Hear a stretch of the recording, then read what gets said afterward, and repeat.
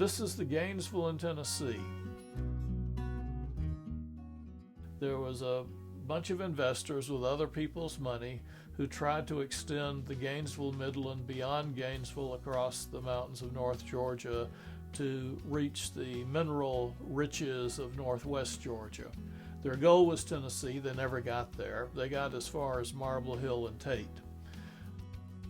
This was a narrow gauge railroad back in the late 1800s. It went bankrupt. It was bought out by the Marietta in North Georgia, which ran from Marietta to Murphy, North Carolina.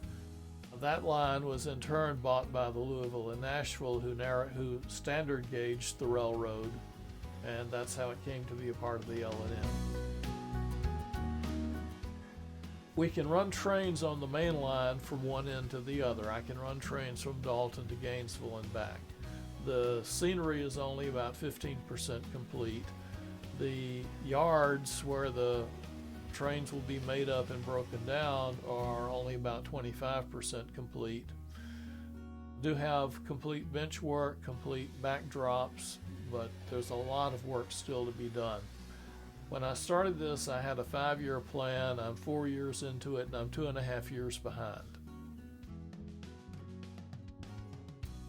I built this one so that the operations itself can be modular. I can operate with as few as 2 people or as many as 14, simply by operating different parts of the railroad. For example, if the crew is short, well, the paper mill's on strike that night, and we're not doing anything with the paper mill.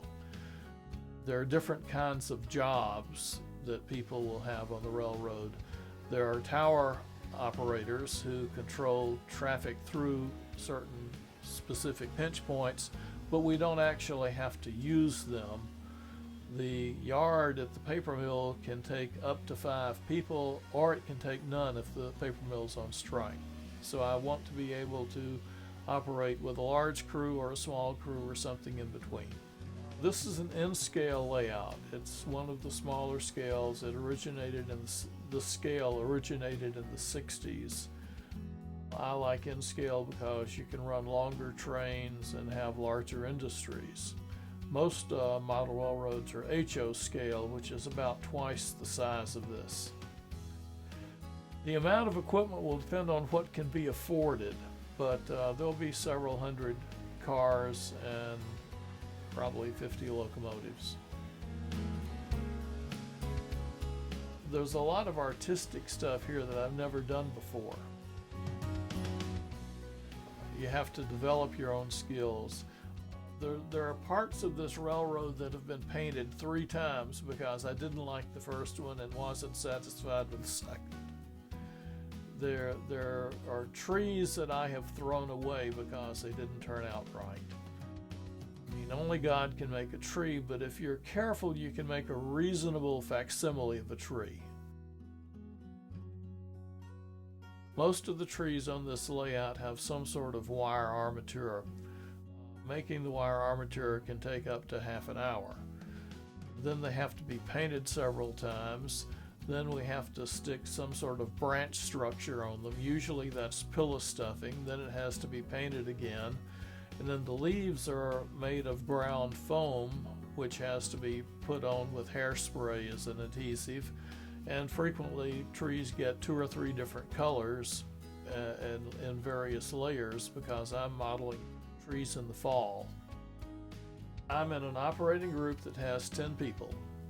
Not everyone shows up every night when we're having an operating session, but I want to have people making up trains, breaking down trains, moving trains from point to point. Some trains will run simply from one end of the layout to another.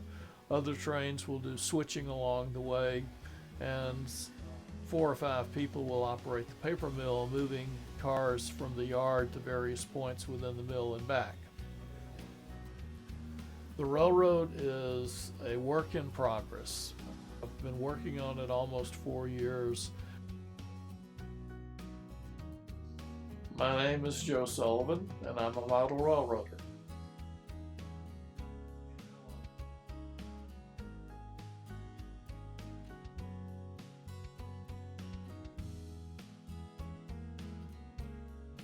Hopefully we will finish the railroad before we have to move to a smaller place.